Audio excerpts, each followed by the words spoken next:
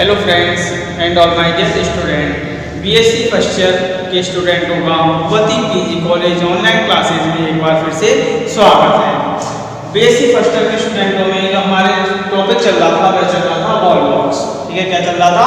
Wall box चल रहा था, जिसके अंतर्गत हमने लास्ट लेक्चर में एसेक्सुअल रिप्रोडक्शन अलैंगिक जनन का अध्ययन किया था। आज हम स्टार्ट करने वाले हैं सेक्सुअल रिप्रोडक्शन, जिसको क्या कहते हैं हम? लैंगिक जनन। ठीक है, वॉल बॉक्स में लैंगिक जनन जो होता है मुख्य रूप से, ठीक है, कौन हमेशा वृद्धि की प्रतिकूल परिस्थितियों में होता है। क्या होता है? वृद्धि की प्रतिकूल परिस्थितियों में। ठीक है, जब इनकी प्रतिकूल परिस्थितियां चल रही होती हैं, ठीक है, उस समय इसमें क्या पाया जाता है? वॉल बॉक्स में लैंगिक जनन होता है। वॉल बॉक्स में जो लैंगिक जनन होता है वह कौन से प्रकार का होता है? oogamous टाइप का। ठीक है, कौन से प्रकार का?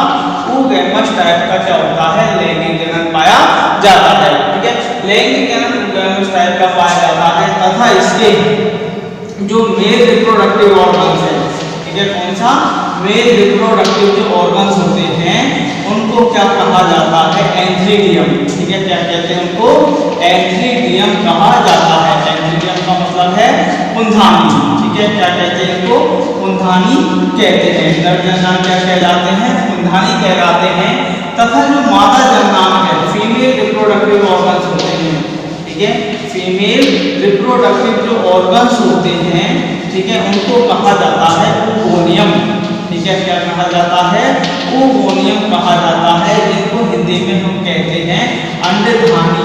ठीक है, क्या कहते हैं? अंडधानी कहा जाता है। ठीक है, अतः मेल जो जननांग होते हैं अर्थात नर जननांगों को कुंधानी कहा जाता है तथा मादा जननांगों को क्या कहा जाता है? अंडधानी कहते हैं। ठीक है, नेक्स्ट बात करें कि इनकी कुछ जातियां जो होती हैं जननांगों के आधार पर दो जातियां पाई जाती है, जैसे सम स्पीशीज जो है, ठीक है, इसकी कुछ जातियां जो हैं मुख्य रूप से कैसी होती हैं? डायोसियस। ठीक है, कैसी पाई जाती हैं? डायोसियस होती हैं। ठीक है, डायोसियस होती हैं अर्थात एक लिंगाश्रयी। ठीक है, कैसी होती हैं? एक लिंगाश्रयी होती हैं। ठीक है, जैसे कुछ एक जाति बता रहे हैं हम, वॉलवॉक्स ऑरियस। ठीक है, वॉलवॉक्स ऑरियस ऐसी जाति है जो कि एक लिंगाश्रयी होती है। इसी प्रकार से कुछ जातियां ऐसी होती हैं जो कैसी होती हैं? मोनोसियस। ठीक है, कैसी होती हैं? मोनोसियस अर्थात इसको कहते हैं हम उभय लिंगाश्रयी। ठीक है, क्या कहा जाता है? उभय लिंगाश्रयी कहते हैं। ठीक है, ऐसी एक जाति है एग्जाम्पल जो कि भारत में सर्वाधिक रूप से पाई जाती है, जिसका नाम है वॉलवॉक्स ग्लोवेटर। ठीक है, कौन सी जाति है? वॉलवॉक्स ग्लोवेटर जो है वो कैसी मानी जाती है? उभय लिंगाश्रयी जाति होती है। नेक्स्ट बात करें कि इनमें जो जननांगों का विकास होता है, ठीक है, जो डेवलपमेंट होता है जननांगों का, ठीक है, वो कहाँ पर होता है? सिनोवियम होते हैं। लास्ट वीडियो में बताया था मैंने कि सिनोवियम क्या होता है कि जो कॉलोनी की ये वॉलवॉक्स जो होता है कॉलोनी के रूप में पाया जाता है, जिसमें कोशिकाओं की संख्या कैसी होती है?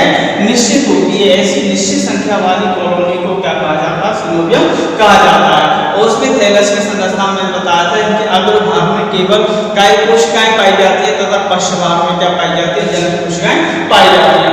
अर्थात जो रिप्रोडक्टिव ऑर्गन्स हैं एंथ्रीडियम जो oogoनियम दोनों हैं, यह सिनोवियम के पश्च भाग की कोशिकाओं से विकसित होती है। कौन से भाग की कोशिकाओं से? पश्च भाग की कोशिकाओं से। ठीक है, क्या होता है? इनका डेवलपमेंट होता है। ठीक है, जो रिप्रोडक्टिव ऑर्गन्स है सिनोवियम के पश्च भाग की कोशिकाओं से किसका विकास होता है? जननांगों का विकास होता है। तो ये क्या है? सामान्य बातें हैं जिसकी सेक्सुअल रिप्रोडक्शन के बारे में। अब जो फर्स्ट पॉइंट है हमारा, इसमें देखते हैं हम कि कुंधानी और अंडधानी का विकास किस प्रकार से होता है। कुंधानी और अंडधानी का विकास किस प्रकार से होता है? लैंगिक जनन की जो प्रक्रिया है वो 3-4 चरणों में पूर्ण होती है। पहला चरण जो है वह है डेवलपमेंट ऑफ एंथ्रीडियम। ठीक है, क्या है? डेवलपमेंट ऑफ एंथ्रीडियम अर्थात कुंधानी का विकास। ठीक है, क्या है? कुंधानी का विकास। कुंधानी का विकास जो होता है मुख्य रूप से, ठीक है, जो हमारी कॉलोनी होती है, ठीक है, सिनोवियम जो होता है, सिनोवियम के पश्च भाग की कोशिकाओं के द्वारा, पश्च भाग की कोशिकाओं के द्वारा किसका विकास होता है, एंथीरियम का विकास होता है, के द्वारा किसका विकास होगा, एंथीरियम का डेवलपमेंट होता है। अब इनकी पश्च भाग में क्या होती है, अनेक तरह की कोशिकाएं पाई जाती हैं। ठीक है, डायग्राम में आप देखते हैं यहाँ पर, मान लीजिए ये क्या है, हमारी कॉलोनी की पश्च भाग की कोशिकाएं। ठीक है, क्या है, कॉलोनी की पश्च भाग की कोशिकाएं हैं। ठीक है, जिनमें से कोई भी एक कोशिका जो होती है, कोई भी एक कोशिका जो होती है मुख्य रूप से किसके रूप में कार्य करती है, पश्च भाग की कोशिकाओं में से। ठीक है, कोई भी एक कोशिका क्या हो जाती है, आकार में वृद्धि करती है, आकार में वृद्धि करती है तथा इसका केंद्र क्या हो जाता है, बड़ा हो जाता है और यह कैसी हो जाती है, सघन जीव द्रव्य युक्त हो जाती है। इसके केंद्र में क्या होता है, वृद्धि होती है तथा इसका जो जीव द्रव्य है वो कैसा हो जाता है, सघन हो जाता है। तथा यह है कि इसमें क्या होगा, नेक्स्ट कि इसके जो फ्लैजिला तथा आइसपोर जो है वो क्या हो जाते हैं, नष्ट हो जाते हैं तथा यह कोशिका जो है किसके रूप में कार्य करती है, एंथीरियल सेल्स के रूप में कार्य करती है। अर्थात किसके रूप में कार्य करेगी, कुंधानी के रूप में यह कोशिका कार्य करने लगती है। तो इसके जो फर्स्ट स्टेप है हमारा वो ये है कि पश्च भाग की कोई भी कोशिका, ठीक है, कोई भी जो पश्च भाग की एक कोशिका है उसकी साइज में क्या हो जाता है, आकार में वृद्धि हो जाती है। क्या हो जाती है, आकार में वृद्धि होती है। केंद्र कैसा हो जाता है, बड़ा। ठीक है, केंद्र कैसा हो जाता है, बड़ा हो जाता है। ठीक है, आकार तथा इसके जो फ्लैजिला है, ठीक है, फ्लैजिला है वह क्या हो जाते हैं, नष्ट हो जाते हैं तथा इनकी आकृति कैसी हो जाती है, गोल आकार की हो जाती है। ये जो कोशिका है कौन से आकार की हो जाती है, गोल आकार की हो जाती है। यह जो कोशिका है किसके रूप में कार्य करती है, एंथीरियम के रूप में अर्थात कुंधानी के रूप में कार्य करती है।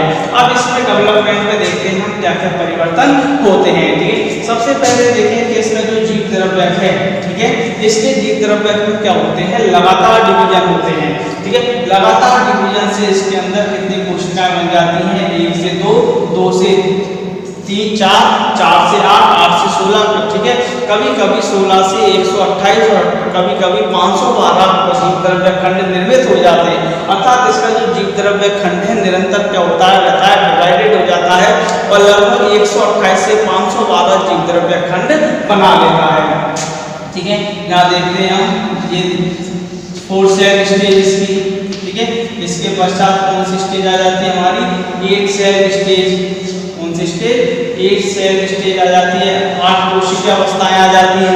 कितने कोशिकीय, 8 कोशिकीय अवस्थाएं आ जाती है इसकी इस प्रकार से 1, 2,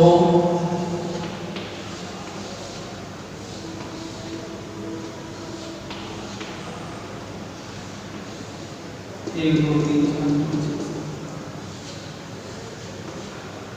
ये 8 जो कोशिकाएं हैं। ठीक है, ये क्या होती है भाई, उसी तरीके से जन्नांगों के विकास में पढ़ा था मैंने आपने थैलेमस स्ट्रक्चर में, अलैंगिक जनन में, कि ये सभी कोशिकाएं जो होती हैं एक खोखले गोलक में व्यवस्थित हो जाती है।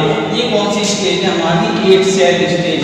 कौन सी स्टेज, 8 सेल स्टेज। इसके पश्चात जो होता है इसका जीव द्रव्य खंड लगातार क्या होता रहता है, डिवाइडेड होता है। ठीक है, लगातार क्या होता है, डिवाइडेड होता रहता है, जिससे अनेक कोशिकाओं का क्या हो जाता है, निर्माण हो जाता है तथा कोशिका की आकृति जो है वो कैसे हो जाती है, बढ़ती जाती है। ठीक है, कोशिकाओं की आकृति क्या हो जाएगी, बढ़ती जाएगी। इस कंडीशन में देखें ये कभी कभी कितनी कोशिकाएं निर्मित हो जाती हैं, 128 से 512 कोशिकाओं का क्या हो जाता है, निर्माण हो जाता है। कितनी कोशिकाओं का, 128 से 512 कोशिकाओं का क्या हो जाता है, निर्माण हो जाता है तथा ये सभी कोशिकाएं जो हैं एक खोखले गोलक में या वक्रित रूप में क्या हो जाती हैं, व्यवस्थित हो जाती हैं।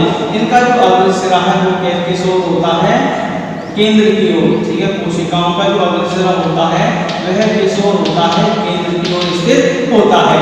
ठीक है, खोखले गोलक में व्यवस्थित हो जाती है। इसके पश्चात में क्या होता है, अंतिम स्टेज में कि जीव द्रव्य खंड है।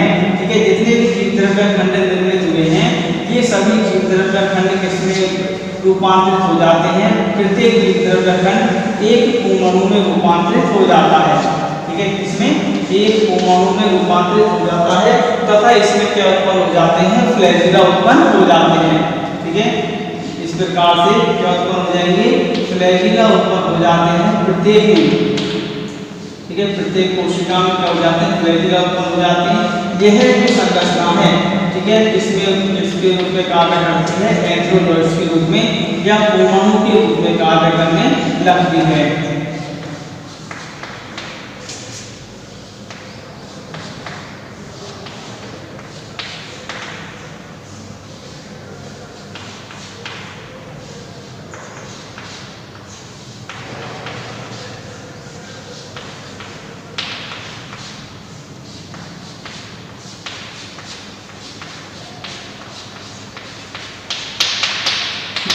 ये इसके रूप में प्रत्येक में परमाणु के रूप में कार्य करने लगते हैं। ठीक है, यहाँ से प्रत्येक जीव द्रव्य खंड जो है किसमें रूपांतरित हो जाता है, एक परमाणु में रूपांतरित हो जाते हैं इस प्रकार से। ठीक है, ये क्या है, परमाणु। परमाणु की संरचना देखें कि परमाणु किस प्रकार का पाया जाता है।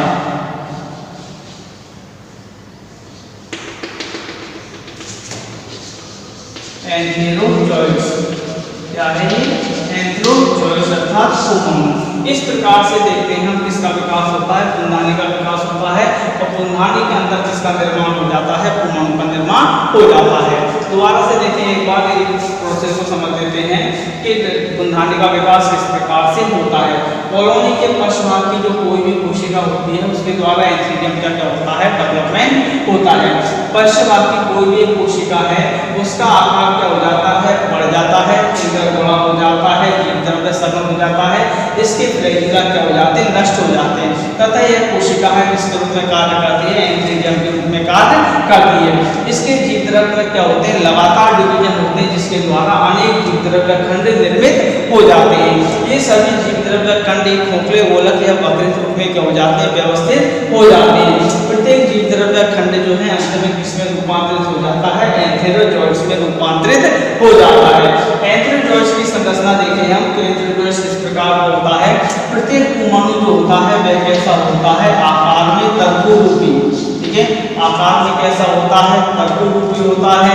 और कैसा होता है, इसमें प्रत्येक इसमें ठीक है द्विकशाल होता है। प्रत्येक परमाणु में लगभग 2 कशाल पाए जाते हैं।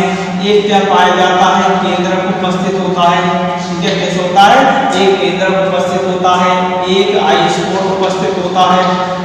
क्या उपस्थित होता है, आइसोटोप। ठीक है, तथा पाइरेनॉइड युक्त, ठीक है, कैसा पाइरेनॉइड युक्त क्या पाया जाता है, क्लोरोप्लास्ट उपस्थित होता है। पाइरेनॉइड युक्त क्लोरोप्लास्ट पाया जाता है। ठीक है, यह किसकी संरचना होती है, परमाणु की संरचना होती है। इस प्रकार से देखते हैं हम एक पुंधानी का विकास होता है। ठीक है, सेकंड जो स्टेप है हमारी वो क्या है, डेवलपमेंट ऑफ ऊगोनियम। ठीक है, क्या है, डेवलपमेंट ऑफ ऊगोनियम। ये ऊगोनियम तथा अंडधानी का विकास किस प्रकार से होता है। ठीक है, तो सेकंड जो स्टेज हमारी है क्या है, डेवलपमेंट ऑफ ऊगोनियम, अंडधानी का विकास। अंडधानी का विकास किस प्रकार से होता है, तो सेम इसका जो विकास होता है वह किसके प्रकार से होता है, पुंधानी के समान। ठीक है, अंडधानी का जो विकास होता है किसकी तरह होता है, सेम पुंधानी के समान होता है। ठीक है, इसमें क्या होगा, वही पश्च भाग की कुछ कोशिका क्या हो जाती हैं, कई गुना आकार में क्या कर लेती हैं, वृद्धि कर लेती हैं। इनका जीव द्रव्य जो है केंद्र क्या हो जाता है, बड़ा हो जाता है तथा इनके फ्लैजिला तथा आइसोटोप क्या हो जाते हैं, नष्ट हो जाते हैं। यह जो पश्च भाग की कोशिका है किसके रूप में कार्य करती है, ऊगोनियम के रूप में कार्य करती है। ठीक है, यह जो बड़े आकार की कोशिका है किसके रूप में कार्य करेगी, ऊगोनियम के रूप में कार्य करती है। जब इसके जीव द्रव्य में क्या होता है, किसी भी प्रकार का डिवीजन नहीं होता है। ये अंतर होता है पुंधानी के विकास में और अंडधानी के विकास में, कि इसके जीव द्रव्य में या केंद्रक में किसी भी प्रकार का डिवीजन नहीं होता। इसका जो केंद्रक है वह डायरेक्टली किसमें रूपांतरित हो जाता है, एक अंड में रूपांतरित हो जाता है। ठीक है, अंदर एक संरचना निर्मित होती है। ठीक है, इसका जो केंद्रक है वह किसमें रूपांतरित हो जाता है, एक सेल में अर्थात अंड कोशिका में रूपांतरित हो जाता है तथा इस अंडधानी के शीर्ष भाग भाग पर एक क्या पाया जाता है, छिद्र पाया जाता है। ठीक है, इस छिद्र को स्पोर्ट उपस्थित होता है, जिसको क्या बोलते हैं हम, रिसेप्टिव स्पोर्ट। ठीक है, क्या कहते हैं इसको, रिसेप्टिव स्पोर्ट कहते हैं। इस प्रकार से देखते हैं हम, किसका विकास हो जाता है, ओवोनियम का विकास होता है। ठीक है, किसका विकास होता है, ओवोनियम का विकास होता है।